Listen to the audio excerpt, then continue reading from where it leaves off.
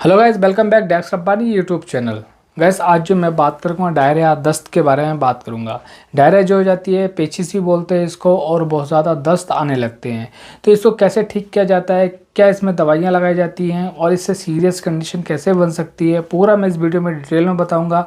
और अगर डायरिया व दस्त हुआ तो कौन सी बोतल लगा सकते हैं, क्योंकि हर पेशेंट को अलग अलग तरह की बोतल लगाई जाती है। अगर बीपी बड़ा होता है तब अलग ड्रिप लगानी होती है, और अगर किसी का शुगर बड़ा होता है, डायबिटिक पेशेंट होता है, उसको अलग ड्रिप लगानी होती है। तो इस वीडियो को लास्ट तक देखिए, लास्ट तक देखें तो आपको पूरी बात अच्छे से समझ में आ जाएगी। चलेगा, मैं देरी के शुरू करते हैं वीडियो। गैस आज जो हम बात करें, अगर डायरिया हो जाता है, दस्त हो जाता है, तो कौन कौन सी ड्रिप लगाई जाती है, क्या ट्रीटमेंट दिया जाता है। डायरिया क्या होता है, एक तरह की कंडीशन होती है जिसकी वजह से बार बार टॉयलेट जाना पड़ता है, बहुत बहुत पतले दस्त आने लगते हैं।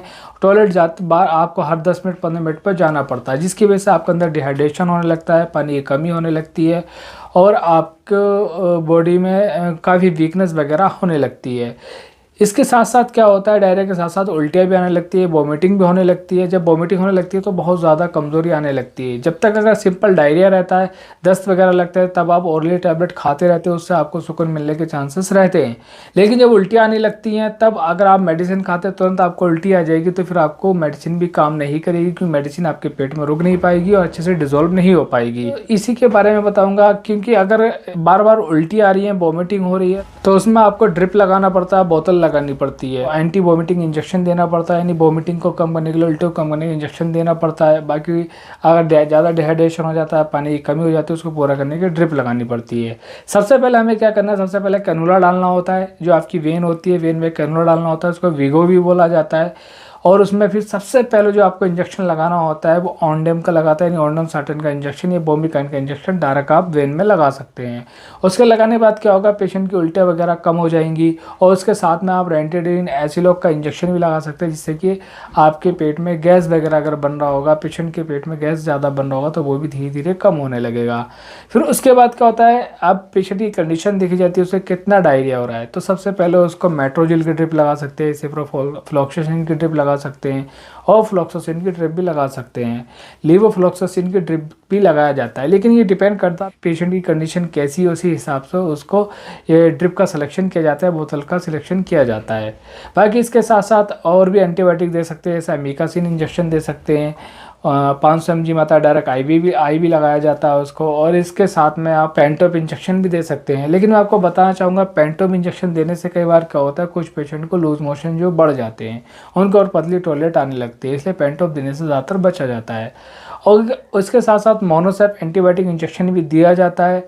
मोनोसेप से क्या होता है, वो एंटीबायोटिक होता है जो आपके आंतों में बैक्टीरिया इन्फेक्शन हुआ है उसको ठीक करता है, और उसको ठीक करने के बाद में आपके डायरिया को कंट्रोल करने में मदद करता है। अब आता है ड्रिप की बात। अगर मान लो कोई हाइपरटेंशन का पेशेंट है, किसी को बीपी रहता है, तो उसको आरएल नहीं लगाया जाता, उसको सिर्फ एनएस और डीएनएस ही लगाया जाता है। आईएनएस डीएनएस से क्या होगा, उसका बीपी नहीं बढ़ेगा, बीपी कंट्रोल में रहेगा। लेकिन उसके साथ साथ अगर आप ड्रिप लगा रहे हो, तो उसके साथ साथ उसका पल्स बीपी बार बार मेज़र करना पड़ेगा, जिससे कि क्या होगा, अगर बीपी बढ़ेगा उसका ट्रीटमेंट भी आप दे सके, उसके लिए टैबलेट भी दे सके। लेकिन बीपी वाले पेशेंट को आरएल कम से कम लगाया जाता है, या आइसोलेट पी को भी नहीं लगाया जाता है। अगर कोई नॉर्मल पेशेंट है तो उसको आप आरएल भी लगा सकते हैं, डीएनएस भी लगा सकते हैं, आइसोलेट पी एक ड्रिप आती है उसको भी आप लगा सकते हैं। इसको लगाने से क्या होगा, पेशेंट के अंदर इलेक्ट्रोलाइट की कमी जो पूरी होगी, डिहाइड्रेशन की कमी यानी पानी की कमी जो होगी, वो धीरे धीरे पूरी होने लगेगी, और पेशेंट जो रिकवर होने लगेगा। अगर कोई शुगर वाला पेशेंट है, किसी को शुगर रहती है, डायबिटिक पेशेंट होता है, तो उसमें डीएनएस को नहीं लगाया जाता है। अगर आप डीएनएस को लगाएंगे तो उसका शुगर लेवल और बढ़ जाएगा। नहीं D5 को लगाया जाएगा, नहीं D10 को लगाया जाएगा, यानी डेक्सट्रोज उसको बिल्कुल भी नहीं देना होता है, सिर्फ एनएस उसको ज़्यादातर दिया जाता है। तो ये जो कुछ ट्रीटमेंट होता है जो कि पेशेंट को दिया जाता है, डायरिया वाले पेशेंट को दिया जाता है। अब इसके साथ साथ बहुत सारे लोग क्या करते हैं, मल्टीविटामिन इंजेक्शन देने लगते हैं, अभी ज़्यादा वीकनेस होती है उसको दूर करने के लिए। कई बार केसेस में क्या देखा गया है कि अगर आप मल्टीविटामिन इंजेक्शन देंगे दस्त में या डायरिया में, तो और ज़्यादा उसको दस्त बढ़ जाते हैं, इसलिए मल्टीविटामिन इंजेक्शन को भी कम से कम दिया जाता है।